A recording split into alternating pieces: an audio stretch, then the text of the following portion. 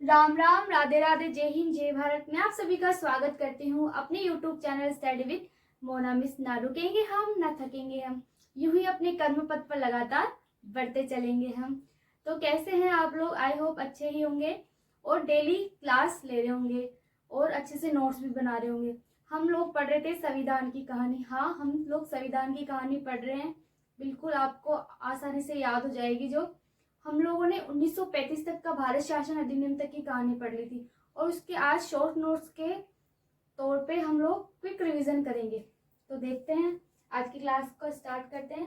सबसे पहले है हम लोगों ने संविधान पढ़ा था। संविधान क्या होता है कि सम प्लस विधान, कानूनों का ऐसा समूह जो किसी भी देश की शासन व्यवस्था को संचालित करने के लिए जरूरी होता है। राष्ट्राध्यक्ष होता है उसका, जो कि प्रतिनिधित्व करता है किसी भी देश का। उसमें एक सरकार होती है चलाने के लिए। उसमें 3 अंग देखे थे हमने, व्यवस्थापिका, कार्यपालिका और न्यायपालिका। व्यवस्थापिका कानूनों बनाती थी, कार्यपालिका उसको लागू करती और न्यायपालिका की दोहरी भूमिका होती थी। जो भी व्यवस्थापिका और कार्यपालिका काम करती थी उस पर निगरानी कौन रखती है? न्यायपालिका। संविधान के प्रकार देखे थे हमने, कठोर, लचीला, निर्मित, विकसित। ये संविधान के प्रकार देखे हमने। फिर हम संविधान के इतिहास पे आए। उसके बाद में हमने देखा 1773 का रेगुलेटिंग एक्ट। 1773 के रेगुलेटिंग एक्ट में देखा था हमने कैसे एक सुप्रीम कोर्ट की स्थापना हुई थी इस एक्ट से 1774 में, जिसके फर्स्ट चीफ जस्टिस थे वो थे एलिजा इम्पे। 1773 के रेगुलेटिंग एक्ट में ही क्या हुआ था? बंगाल के गवर्नर जनरल का पद स्थापित किया गया था। ये ब्रिटिश द्वारा बनाया गया भारतीयों के लिए पहला कानून था।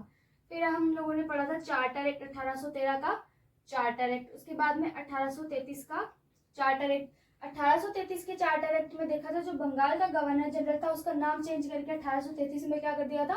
भारत का गवर्नर जनरल।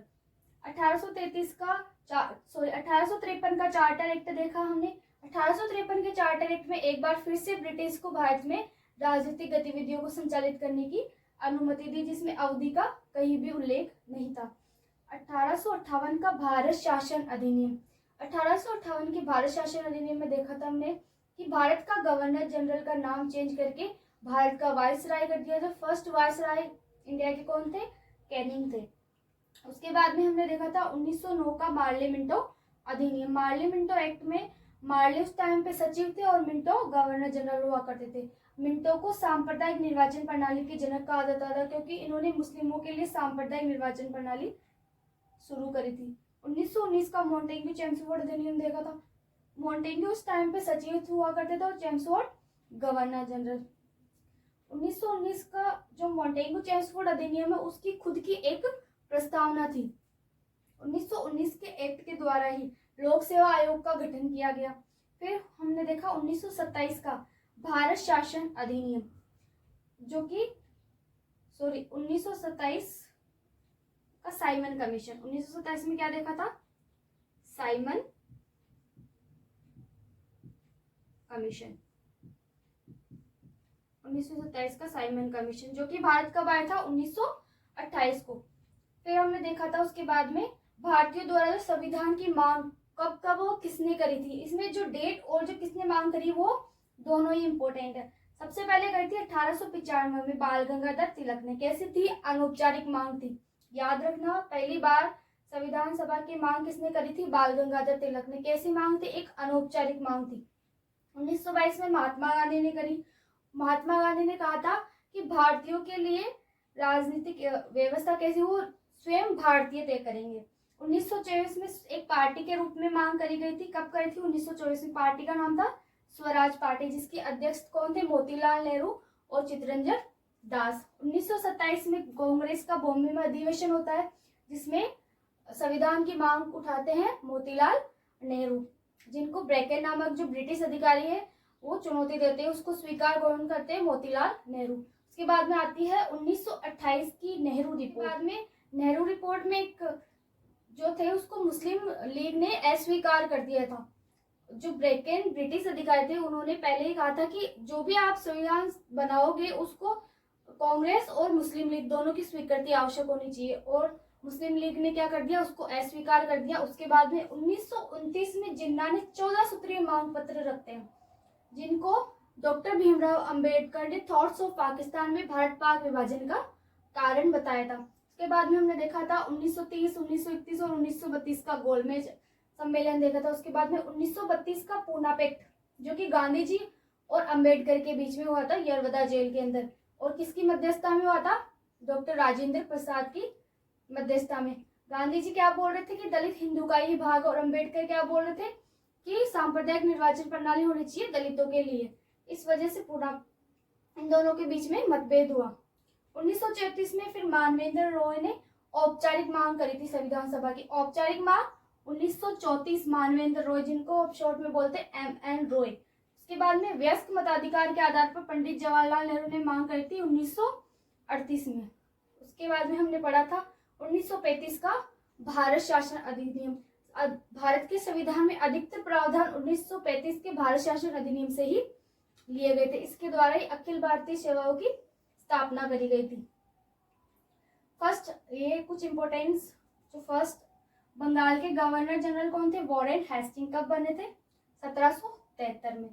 फर्स्ट भारत के गवर्नर जनरल विलियम बेंटिक कौन से अधिनियम से बने थे? 1833 के अधिनियम से। फर्स्ट भारत के वायसराय कैनिंग 1858 के भारत शासन अधिनियम में।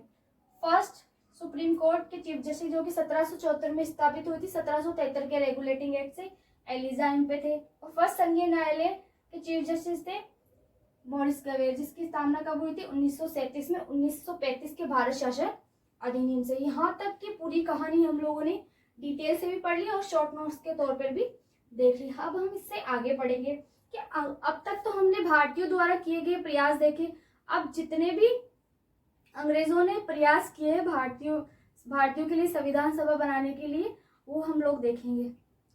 इसके बाद में हम जब फर्स्ट वर्ल्ड वॉर हुआ, सेकेंड वर्ल्ड वॉर हो रहा था। फर्स्ट वर्ल्ड वॉर के टाइम जो भारतीयों ने बहुत हेल्प करी थी अंग्रेजों की, लेकिन जब अब अंग्रेज क्यों बनाएंगे? पहली बात तो अपने यहाँ पे संविधान सभा क्यों करेंगे? क्यों जरूरत आन पड़ी? आजकल फ्री में कोई भी किसी का काम नहीं करता है।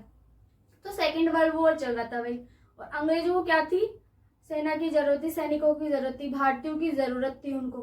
तो वो बोल रहे थे, और हमारी सबसे बड़ी उस टाइम पे जरूरत थी संविधान सभा। तो अंग्रेज को पता था कि इनको संविधान सभा चाहिए और हम लोग को सैनिक चाहिए, मदद चाहिए युद्ध के अंदर। तो अंग्रेज, सबसे पहले अंग्रेजों द्वारा जो भारतीयों के लिए संविधान सभा बनाने के लिए जो प्रयास किया गया था, वो था अगस्त प्रस्ताव, जो कि भारत 8 अगस्त 1940 को आया था। इसको 1940 का अगस्त प्रस्ताव भी कहते हैं। कौन लेकर आया था उस टाइम पे? लिन लिथगो, एक ब्रिटिश अधिकारी थे, वो लेकर आए थे भारत। इसमें कहा गया कि भारतीय हैं उनको आंशिक रूप से तुम्हें शामिल किया जाएगा इसके अंदर संविधान सभा में, और अल्पसंख्यकों को हितों को ध्यान में रखा जाएगा, और एक युद्ध परिषद की स्थापना करी जाएगी जिसमें भारतीयों को युद्ध में सहायता करनी होगी। अरे तुम आंशिक रूप से शामिल करोगे, हमारे लिए संविधान सभा, हमारे लिए संविधान बन रहा है, तुम हम ही को आंशिक रूप से शामिल करोगे तो हम लोग स्वीकार थोड़ी ना करेंगे, इसको कतई नहीं स्वीकार करेंगे। भारतीयों ने इसको क्या कर दिया? अस्वीकार कर दिया। और अगस्त प्रस्ताव के बारे में ही पंडित जवाहरलाल नेहरू ने कहा था कि ये दरवाजे में लगी एक जंग के कील के समान है। तो यहां तक हम लिख लेते हैं 1940 का अगस्त प्रस्ताव।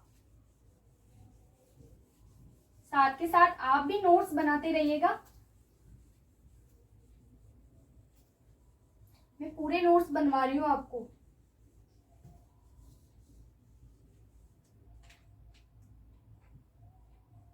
अगस्त प्रस्ताव कब आया? 8 अगस्त 1940 को। कौन लाया? लिन लिथगो।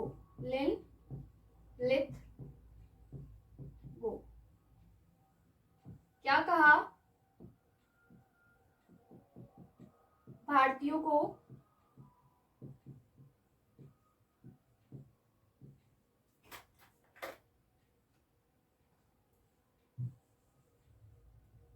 संविधान सभा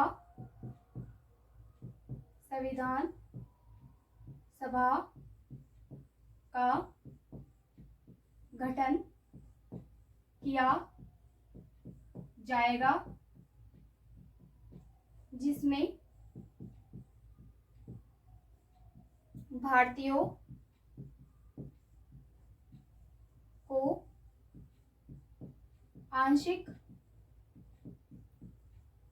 रूप से शामिल किया जाएगा।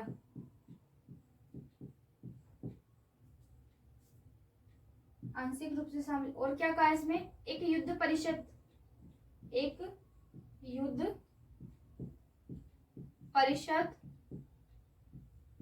का गठन किया जाएगा, जिसमें भारतीय युद्ध में ब्रिटेन की सहायता करेंगे। युद्ध में ब्रिटेन की सहायता करेंगे। नेक्स्ट था इसी में, अल्पसंख्यकों के हितों का ध्यान रखा जाएगा। अल्पसंख्यकों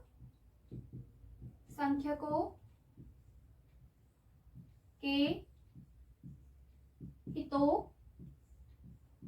का ध्यान रखा जाएगा। पंडित जवाहरलाल नेहरू का कथन था अगस्त प्रस्ताव के लिए। पंडित जवाहरलाल नेहरू कथन अगस्त प्रस्ताव के लिए था इनका कथन कि यह दरवाजे में लगी जंग की कील के समान है, कि ये दरवाजे में लगी जंग की कील के समान है। अगस्त प्रस्ताव 8 अगस्त 1940 को आया। लाया कौन? लिनलिथगो। क्या कहा गया? संविधान सभा का गठन किया जाएगा, जिसमें भारतीयों को आंशिक रूप से शामिल किया जाएगा। एक युद्ध परिषद का गठन किया जाएगा, जिसमें भारतीय युद्ध में ब्रिटेन की सहायता करेंगे। अल्पसंख्यकों के हितों का ध्यान रखा जाएगा। पंडित जवाहरलाल नेहरू ने अगस्त प्रस्ताव के लिए कहा कि यह ये दरवाजे में लगी जंग की कील के समान है। उसके बाद में भारतीयों ने क्या करता है, इसको अस्वीकार। भारतीय क्या करते हैं इसको? भारतीयों ने इसे अस्वीकार कर दिया। अब जब भारतीयों ने अस्वीकार कर दिया, अब सोचिए अंग्रेज अब क्या करे रे भाई, अब हमको तो हेल्प चाहिए युद्ध में, अब क्या करें। उसके बाद में आता है क्रिप्स मिशन, भारत में भेजते क्रिप्स मिशन। युद्ध चल रहा था, सेकेंड वर्ल्ड वॉर का टाइम था। उस समय एक वॉर कैबिनेट का गठन किया जाता है, जिसमें वॉर कैबिनेट मंत्री होते हैं स्टेफर्ड क्रिप्स। तो उसके हाथों क्रिप्स मिशन भारत भेजा जाता है, जो कि मार्च 1942 को भारत आता है।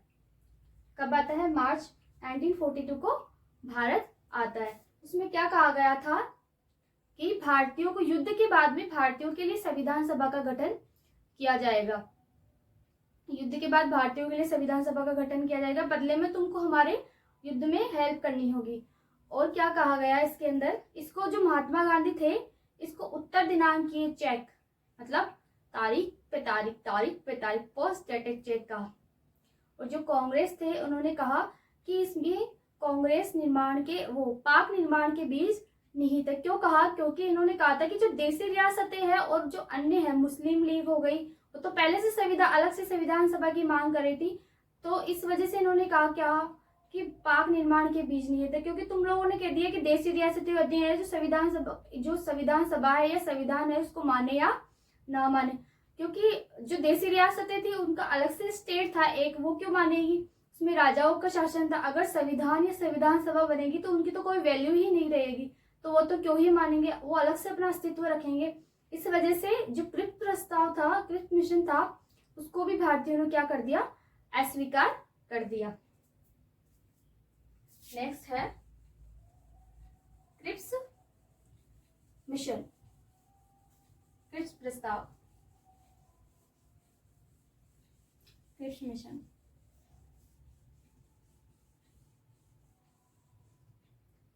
क्रिप्स प्रस्ताव, क्रिप्स प्रस्ताव या क्रिप्स मिशन, इसमें क्या था, कब आया, 1942 को। कौन लाया, स्टेफर्ड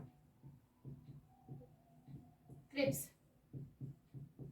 ये कौन थे, वॉर कैबिनेट के मंत्री, वॉर कैबिनेट मंत्री, वॉर कैबिनेट मिनिस्टर थे।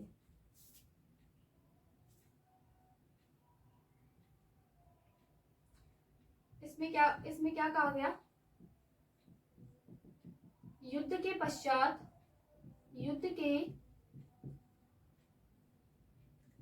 पश्चात संविधान सभा का गठन किया जाएगा। बदले में सेकेंड वर्ल्ड वॉर में हेल्प करनी होगी, सेकेंड वर्ल्ड वॉर में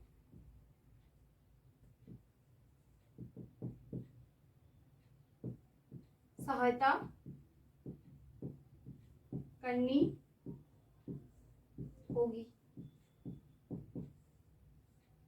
नेक्स्ट क्या कहा, जो देसी रियासतें थी, देसी रियासतें और जो अन्य थे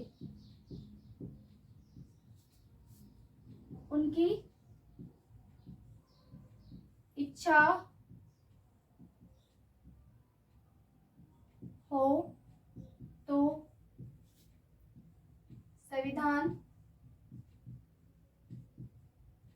को माने या ना माने, उनकी मर्जी हो तो माने या तो नहीं माने। ये तो क्यों ही मानेंगे, उनको तो वैसे अलग से चाहिए। युद्ध के पश्चात संविधान सभा के गठन किया जाएगा, बदले में सेकेंड वर्ल्ड वॉर में हेल्प करनी होगी। देसी रियासतों और अन्य की इच्छा को, उनकी जो अन्य की इच्छा हो तो संविधान को माने या नहीं माने। महात्मा गांधी का अगस्त क्रिप्स प्रस्ताव के लिए कथन था, महात्मा गांधी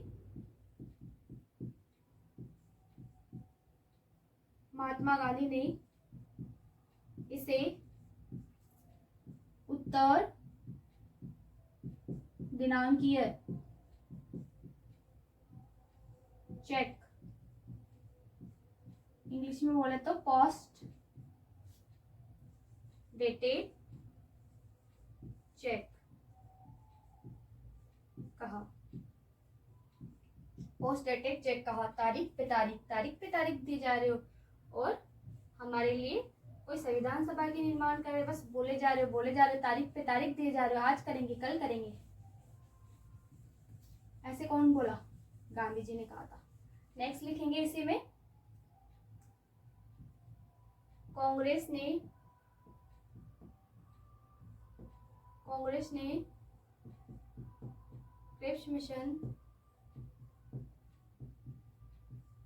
के लिए कहा कि इसमें पाक निर्माण के बीच निहित है। और इसको भी क्या कर दिया, भारतीयों ने अस्वीकार कर दिया, भारतीयों ने अस्वीकार कर दिया, इसको भी क्या कर दिया, भारतीयों ने अस्वीकार कर दिया। अब क्या होता है, सेकेंड वर्ल्ड वॉर समाप्त हो जाता है 1945। सेकेंड वर्ल्ड वॉर था, उसमें जो ब्रिटेन के पीएम थे वो थे विंस्टन चर्चिल, और जब युद्ध के बाद में 1945 में ब्रिटेन में चुनाव होते हैं, वहां पे विंस्टन चर्चिल है जो हार जाते हैं और क्लीमेंट एटली थे वो जीत जाते हैं। क्लीमेंट एटली क्या थे, एक उदारवादी नेता हुआ करते थे और वो भारत को स्वतंत्रता देने के पक्ष में थे, यहाँ पे संविधान सभा के निर्माण के पक्ष में थे। तो क्लीमेंट एटली क्या करते थे, भारत में एक कैबिनेट मिशन भेजते हैं 24 मार्च 1946 को, जिसकी रिपोर्ट जो प्रकाशित हुई थी वो हुई थी 16 मई 1946 को। इसके अध्यक्ष थे, इसको लेकर कौन आया था, पैथिक लॉरेंस, और इसमें दो अन्य मेंबर थे, एक तो स्टेफर्ड क्रिप्स जो कि क्रिप्स मिशन लेकर आए थे, और एक थे एवी अलेक्जेंडर। जो स्टेफर्ड क्रिप्स थे वो क्या हुआ करते थे, व्यापार मंत्री थे उस टाइम पे, और जो एवी अलेक्जेंडर थे वो नौसेना मंत्री थे। इसमें क्या कहा कि संविधान सभा का गठन किया जाएगा, एक अंतरिम संसद का गठन किया जाएगा, और जो मुस्लिम लीग अलग से संविधान सभा की मांग कर रही थी उसको क्या कर दिया उन्होंने, अस्वीकार कर दिया, और इसी में कहा गया कि एक यूनियन का गठन किया जाएगा। तो नेक्स्ट लिखेंगे हम कैबिनेट मिशन। कैबिनेट मिशन, उससे पहले हम थोड़ा सा देखेंगे कि कैबिनेट मिशन कैसे भारत आया, कौन उसको भारत में भेजा था। 1945 क्या होते हैं, ब्रिटेन में चुनाव,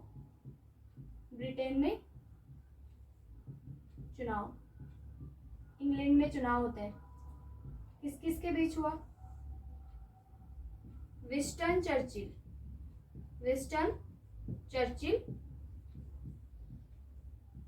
और इधर थे क्लीमेंट एटली।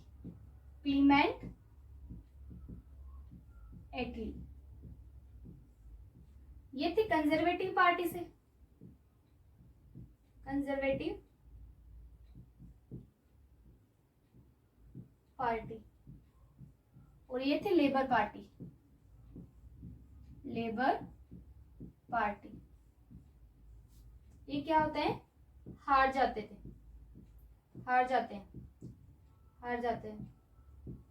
और ये क्या जीत गए। उन्होंने क्या किया, 1946 में एक कैबिनेट मिशन भारत भेजते हैं, कैबिनेट मिशन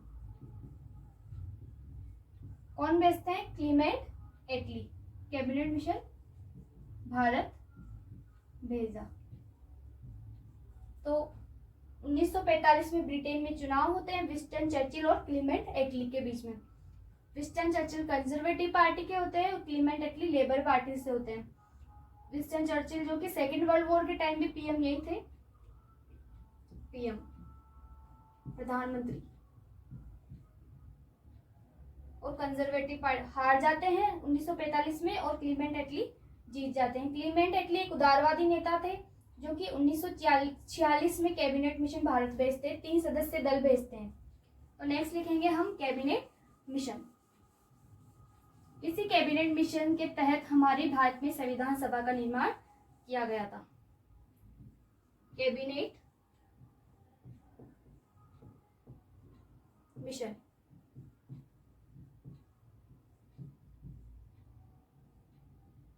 भारत कब आया, 24 मार्च 1946। कितने सदस्य थे, 3 सदस्य। अध्यक्ष कौन था, पैथिक लॉरेंस, अध्यक्ष पैथिक लॉरेंस। 2 अन्य मेंबर थे जिसमें थे एक तो स्टेफर्ड क्रिप्स। ये कौन थे, व्यापार मंत्री हुआ करते थे। कौन हुआ करते थे, व्यापार मंत्री। व्यापार में इधर उधर की बात नहीं होती है, जो भी बोलना है स्टेप फॉरवर्ड बोलो, तो स्टेप फॉरवर्ड से याद रखना। स्टेफर्ड क्रिप्स कौन थे, व्यापार मंत्री। ये थे इधर एवी अलेक्जेंडर,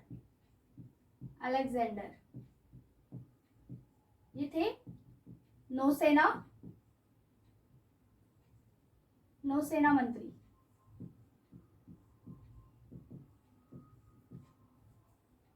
यहाँ पे नोट लगा के लिखेंगे कैबिनेट मिशन की जो रिपोर्ट थी वो प्रकाशित हुई थी, कैबिनेट मिशन रिपोर्ट प्रकाशित, कैबिनेट मिशन योजना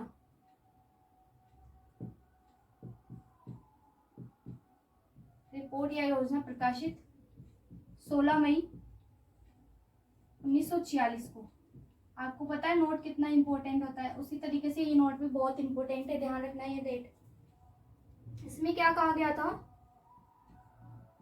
संविधान सभा का गठन किया जाएगा, संविधान सभा का गठन किया जाएगा, अंतरिम संसद का गठन किया जाएगा, अंतरिम संसद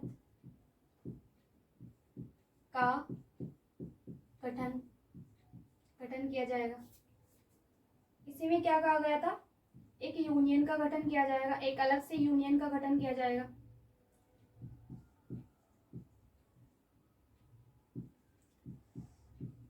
यूनियन का गठन किया जाएगा।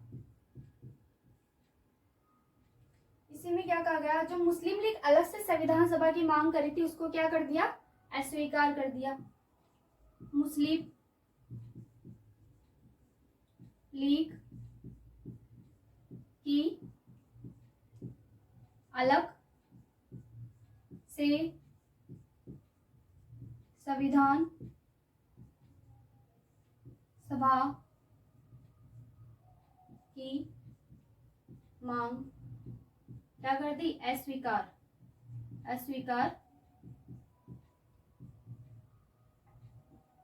कर दी।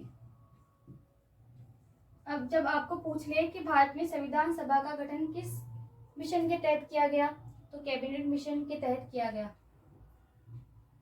नेक्स्ट है, अब हम पढ़ेंगे संविधान सभा। अब हम कैबिनेट मिशन पढ़ लिए, संविधान सभा का गठन करेंगे, तो चलो संविधान सभा का गठन करते हैं।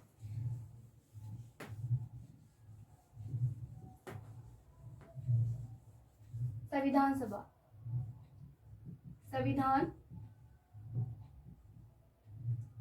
सभा। अब संविधान सभा का गठन करेंगे तो मेंबर तो चाहिए होंगे ना। अब मेंबर चाहिए होंगे तो हर रियासत से ऐसे तो बहुत सारे लोग आएंगे कि हम भी सदस्य बनेंगे, हम भी सदस्य बनेंगे। तो इसलिए इसके लिए एक क्या किया गया, एक प्रावधान किया गया कि प्रत्येक 10 लाख की जनसंख्या पर एक सदस्य लिया जाएगा। इसमें क्या प्रावधान किया गया, प्रावधान किया प्रत्येक 10 लाख की जनसंख्या पर एक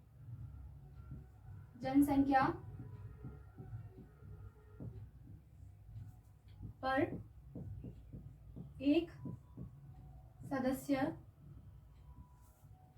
लिया जाएगा। प्रत्येक 10 लाख की जनसंख्या पर एक सदस्य लिया जाएगा। तो टोटल कितने सदस्य लिए उस टाइम पे, 389 को भी 3 पार्टों में डिवाइड कर दिया। जो 292 थे वो ब्रिटिश भारत से लिए गए। किससे लिए गए, ब्रिटिश भारत से। और जो 4 थे, उस समय चीफ कमिश्नरी हुआ करती, 4 चीफ कमिश्नरी। 4 चीफ कमिश्नर थी। एक तो अजमेर जो कि राजस्थान में है, कुर्ग, दिल्ली और बलूचिस्तान।